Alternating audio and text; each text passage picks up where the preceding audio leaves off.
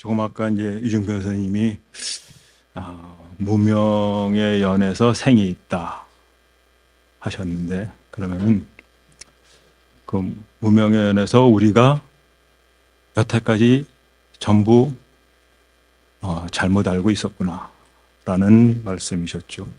오늘은 그 잘못 알고 있는 게, 정말 잘못 알고 있는 게 과학적으로 뭔가 하는 그런 얘기. 오늘은 사과 얘기할 겁니다. 이 사과가 정말 붉은가? 그 붉다는 것은 뭔가? 그리고 이 사과를 지구라고 한번 생각을 해보세요. 서양에서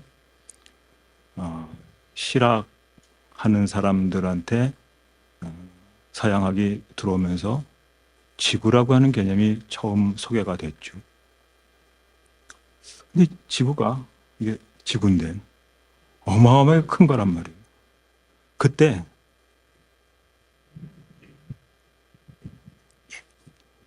그때 실학자들이 궁금했던 것은, 이 지구가 그 무거운 게, 우리가 살고 있는 이거, 지구라는 게 굉장히 번역이 잘 된 말입니다. 어느 나라에도 그런 언어가 없을 것 같아요. 땅인데 공처럼 생긴 거, 둥근 거. 이 무거운 게 왜 떨어지지 않나? 지금 아시는 분 있으면 답해 보세요. 그 무거운 땅덩어리가 왜 안 떨어지느냐 말이에요. 오늘 이 얘기를 하려고 합니다. 그래서 제목이 현대물리학으로 본 연기법이니까 다 통하는 얘기입니다. 현대물리학에서 연기라는 게 도대체 뭐가 어떻게 관련이 되느냐? 과학하고 불교는 세상을 관찰하는 데서 가장 기본적인 공통점을 가지고 있습니다. 어설프게 그냥 넘겨짚어가지고 가정하고 세상은 영원하다든가 죽으면은 딴 세상으로 간다든가 그런 게 아니에요. 과학하고 불교의 공통점은 명확하게 현실을 직시하면서 이 현실의 참모습이 뭐냐, 실상이 뭐냐 하는 것을 보려고 하는 거죠. 그런 점에서 그것은 내가 뭔가, 조금 아까 이준 교수님 말씀하신 것처럼 살아있다는 게 뭔가, 죽어있다는 게 뭔가, 그거는 도대체 어디서부터 나온 건가 라고 하는 데서 똑같이 출발합니다. 그래서 현대물리학 잠깐 얘기하고 다시 사과 얘기로 돌아가겠습니다. 다 연결되어 있는 이야기입니다. 우리가 갈릴레의 상대론부터 얘기를 해본다. 여러분들이 기차를 타고 어디를 간다고 생각을 해보세요. 그 안에서 물을 마신다고 해보잖아요. 물을 마시면은 그때 마시는 물의 속도가 얼마입니까? 그 컵의 속도가 얼마냐? 이게 내가 보면은 컵에 물을 마시는데 이 컵이 날아가면 안 되잖아요. 내 앞에 정지해 있는 걸로 보이는 거예요. 근데 기차 바깥에 있는 사람이 보면은 시속 100km로 굉장히 빨리 날아가는 겁니다. 누구 말이 맞는 거죠?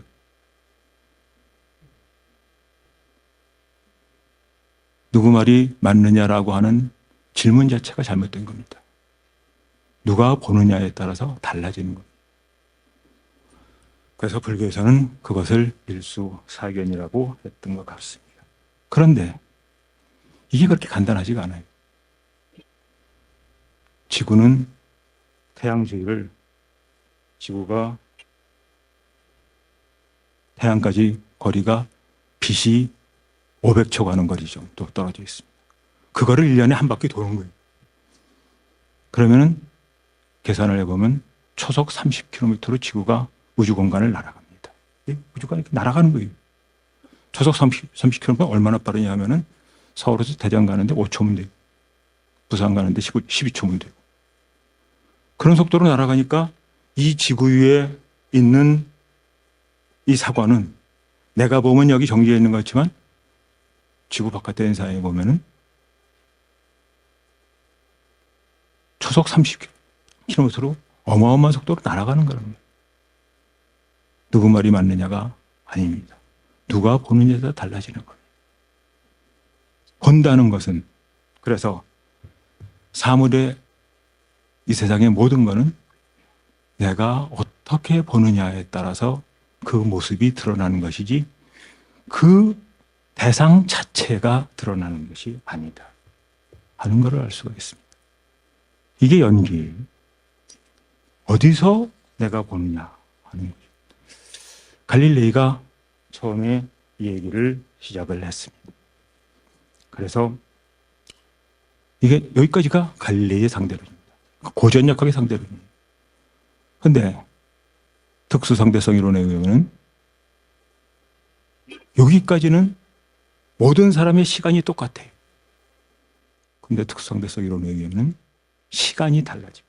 긴 얘기를 할 수는 없지만 가령 이런 막대기가 요 짧은 구간에 들어갈 수 있느냐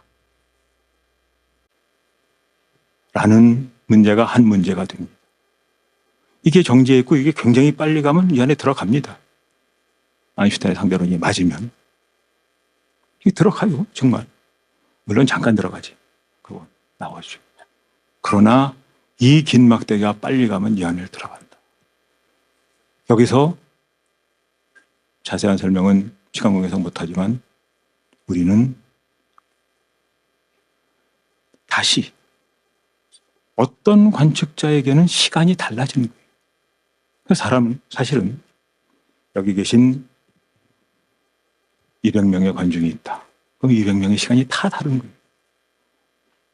물리학에서는 정확하게는 운동 속도에 따라서 달라집니다. 근데 일반 상대성 이론에 오면은 공간과 시간도 뒤틀리게 됩니다. 그래서 우리가 공간과 시간, 금강경에서는 이런 얘기가 나오죠. 과거심이 불가득이고 현재심이 불가득이고 미래심이 불가득이다. 무슨 얘기죠? 가장 어려운 대목 중에 하나가 될지 모릅니다. 덕산 스님의 얘기도 있고 점심을 못 먹은 얘기도 있고 아마 대충 다 아시는 얘기입니다. 그 과거, 현재, 미래 그게 조금 아까 생이 무명에 의해서 있었던 것과 마찬가지로 과거, 현재, 미래도 역시 내 마음이 만들어낸 것. 저는 건강경에서 과거심, 현재심, 미래심, 과거, 현재, 미래라고 안 했어요. 심이라고 했던 거가 의미가 있다고 생각합니다.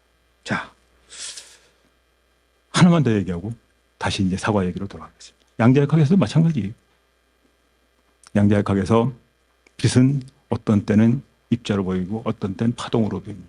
그럼 빛이 입자예요, 파동이에요? 여기 있는 이물체가 정지해 있는 거예요, 움직이는 거 똑같은 얘기예요. 사실은 맥락적으로. 빛이 우리는 여태까지는 파동으로 알았었단 말이에요. 그런데 어떤 특정한 상황에 가면 광전 효과라든가 컴퓨터 효과라든가 그런 특정한 사건에 가면 빛을 입자라고만 생각을 해야 돼요. 조금 아까는 파동으로 움직였던 놈이 어떻게 지금 입자가 되냔 말이에요. 그게 말이 돼요? 응? 그게 말이 되냐고. 내가 이중평 선생님이 강의하시는 내용에서는 그런 얘기 있죠. 도둑놈. 내가 어저께 도둑질 했는데 지금은 착하게 살고 있다. 뭐가 문제가 되는 거죠? 거기서? 도둑놈이 오늘 착하다. 그게 불가능한가요? 가능한가요? 왜 가능하죠? 도둑놈이라고 규정한 게 잘못된 거예요. 응? 그렇게 규정될 수가 없는 거야. 그러니까 양자역학에서 이거를 이중성이라고 얘기합니다. 물리학자들이 이해 못해. 그런데 이중은 어떤 때는 조금 아까 파동으로 행동하던 놈이 지금은 입자로 행동. 조금 아까 입자로 행동하던 놈이 조금 있다가는 파동으로 행동. 그럼 뭐예요? 빛이나 전자가 다 그러는데 입자도 아니고 파동도 아니잖아요. 그럼 뭐가 잘못된 거죠? 내가 그놈을 입자라고 하고 파동이라고 하는 고기가 잘못된 거예요. 양자는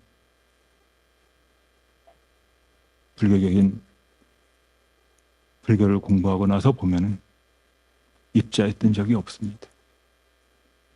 파동이었던 적이 없어요. 그런데 우리가 물리학자들이 입자하고 파동이라는 것밖에 몰라. 그러니까 어떤 때 입자로 행동하면 이건 입자구나. 어떤 때 파동으로 하면 파동이구나. 그리고 그 개념을 가지고 양자한테도 갖다 뒤집어 씌우는 거죠. 그러나 양자는 한 번도 입자였던 적도 없고 파동이었던 적도 없습니다. 입자이고 파동이라고 생각하는 건 우리 생각이에요. 우리가 12연기, 여러분들이 근무불교 경전을 보면은 부처님은 어떻게 이렇게 무슨 말씀할 때마다 끝에 가서는 꼭 12연기만 얘기하시나. 전 처음엔 그랬어요. 정말 답답하다. 어떻게 이렇게 같은 얘기 계속 하시나. 근데 그거밖에 없는 거죠.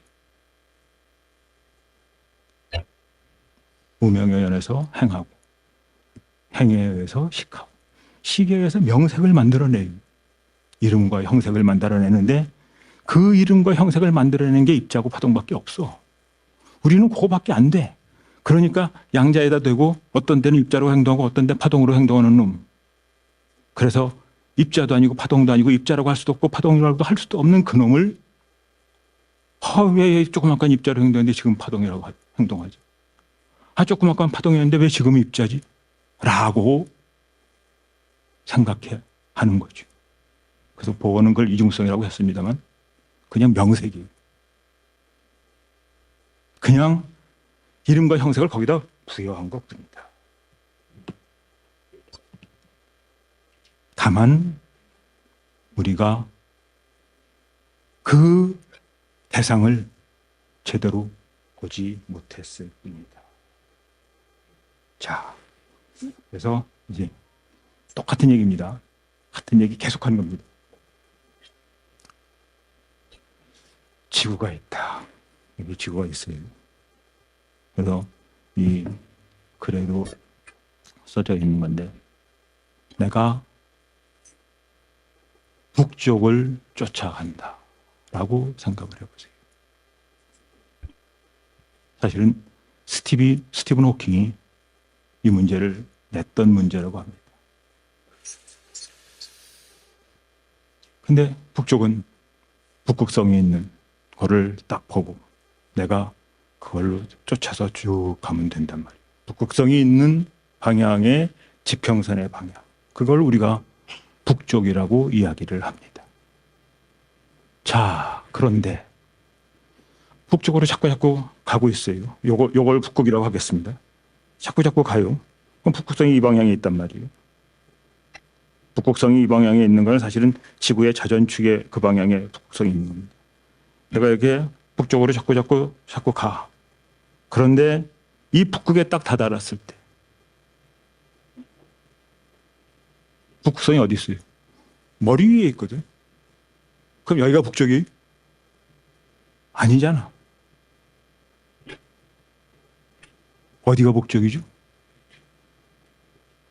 북쪽이 없어진 거예요. 그럼 북쪽만 없어지나요? 북쪽이 없으면 동서남북이 다 없어져. 그러면 우리는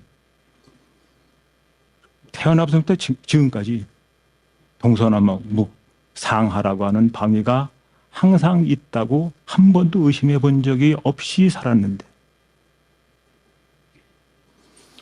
북쪽을 쫓아가서 북극에 가는 순간 동서남북과 상하는 아니지만 동서남북이 싹 없어져요. 그러면 동서남북이 있는 거예요? 이게 사실은 중요한 비유가 된다고 생각을 합니다.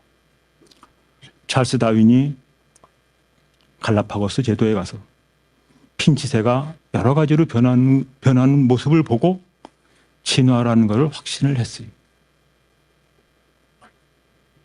그런데 갈라파고스에서만 진화가 일어나나요? 모든 데서 진화는 다 일어나는 거예요. 그거를 우리가 눈치채지 못한 거죠. 그러나 어느 하나에서 딱 눈치를 채고 나면, 알아차리고 나면 사실은 진리라는 건 보편적이라야 됩니다. 갈라파고스에서만 진화하는 게 아니라 이 세상의 모든 것이 다 생명체가 무상이어서 자신의 몸을 바꾸는 아주 보편적인 이야기여야 돼요. 북쪽이 지금 요 북극이라는 요 지점에서 사라졌지만 사실은 어디에도 북쪽은 없어요. 서울에서는 북쪽이 이 방향이에요. 이 방향. 런던에서는 북쪽이 이 방향이에요. 달라 그것도. 서울에서는 아래가 이 방향인데 아르헨티나에서는 아래가 이 방향이에요. 어느 게 아래 방향이에요? 어느 게 위의 방향이에요? 원래 없는 거야. 그럼 뭐가 있느냐? 북극하고 내가 있는 사이에 관계만 있는 거예요. 그 관계의 맥락 안에서 나는 이쪽을 북쪽이라고 판단하는 겁니다. 런던과 북극 사이에 관계만 있는 거예요. 그 관계의 맥락 속에서 나는 그 방향을 북쪽이라고 하는 거죠. 원래 동서남북이 없었어요. 이렇게만 얘기하면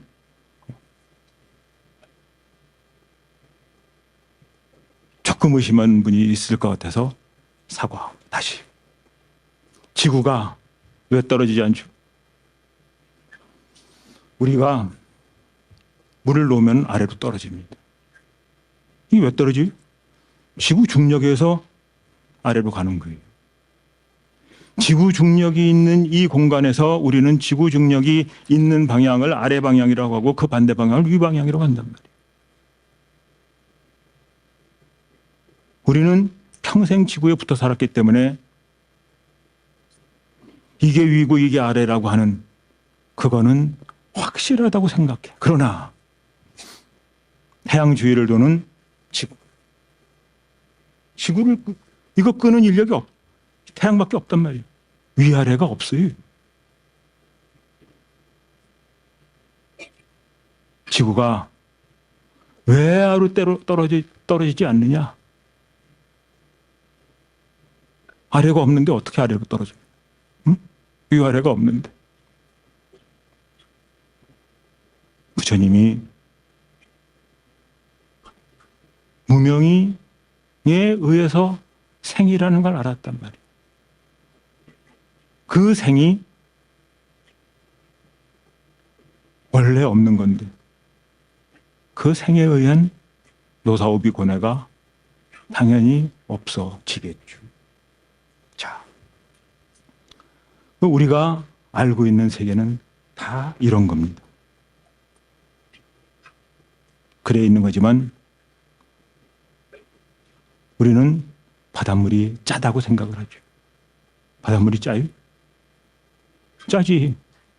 어저께 마셔본 것도 짜고 오늘 마셔본 것도 짜니까. 근데 돌고래한테 물어보세요. 제주도에 돌고래들 옵니다. 그 돌고래 바닷물 안 짜다고 그래요. 개는 설탕물을 좋아합니다. 근데 고양이는 설탕물 별로 안 좋아해요. 진화의 과정에서 단맛을 느끼는 중추가 사라진 것으로 보입니다. 설탕물이 단 게 아니에요. 우리나 개가 그거를 달게 느끼는 거지. 이 세상은 이처럼 돌고래한테는 바닷물이 짜지 않고 고양이한테는 설탕물이 짜지 않은 그런 세상이에요. 그런 세상에 우리가 살고 있다. 이제 다시 사과. 우리가 사과를 붓다고 한단 말이에요. 붉어요? 이렇게 보면 여기는 붉지 않잖아요. 노란데. 응? 근데 불 꺼보세요. 까맣게 보여요. 여기는 붉지도 않아. 여기는 녹색도 있어. 그런데 우리는 이놈을 놓고 붉다고 하는 걸로 그냥 몰아붙이는 거예요.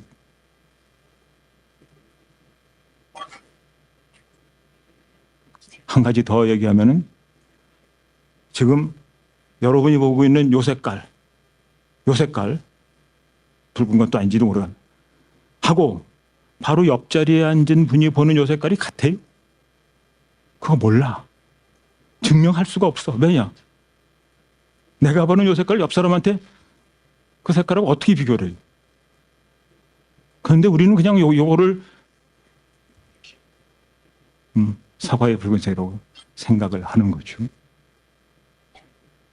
보다 근본적인 점 하나를 말씀을 드리면 이 붉은색이 어디서 나왔느냐 붉다고 하고 치더라도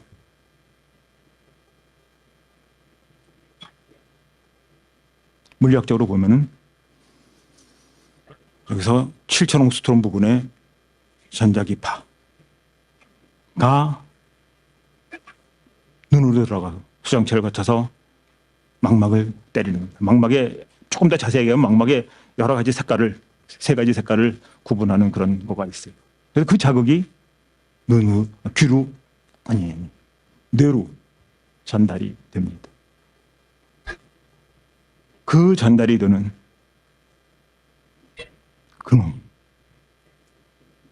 그놈을 뇌가 해석한 거예요. 그럼 여기서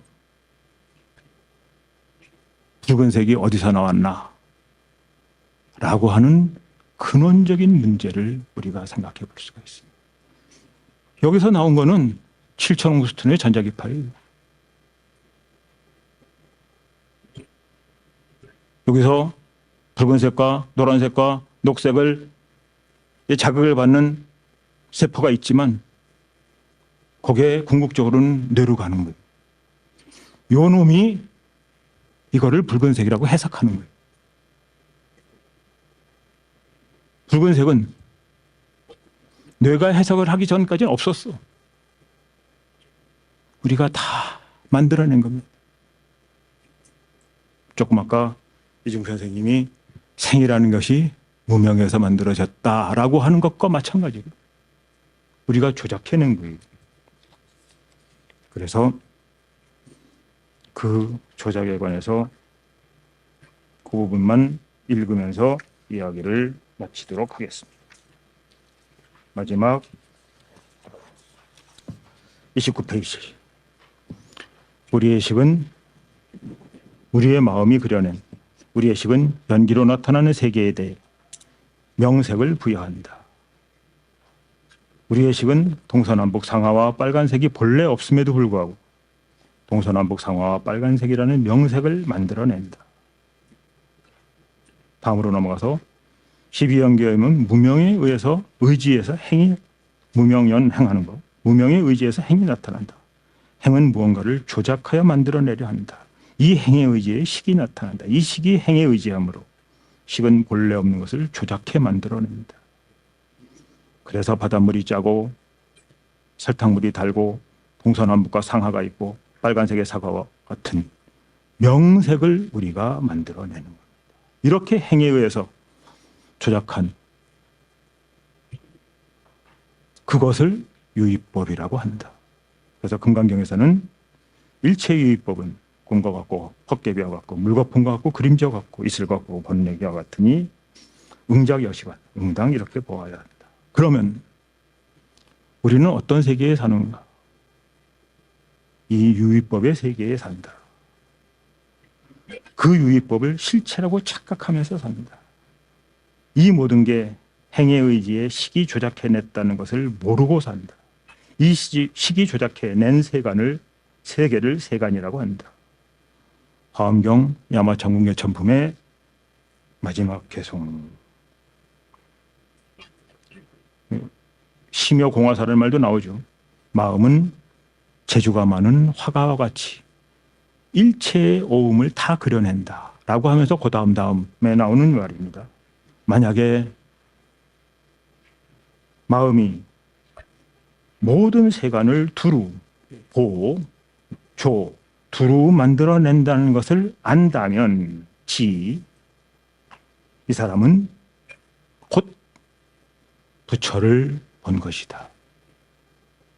부처의 진실한 성품을 깨달아 안 것이다. 그래서 학장님이 처음에 말씀하신 것처럼 깨달음이라는 게 신비한 게 아니라 이거를 알아차리는 것, 그것이 깨달음이다 라는 말로 제 이야기를 마치겠습니다.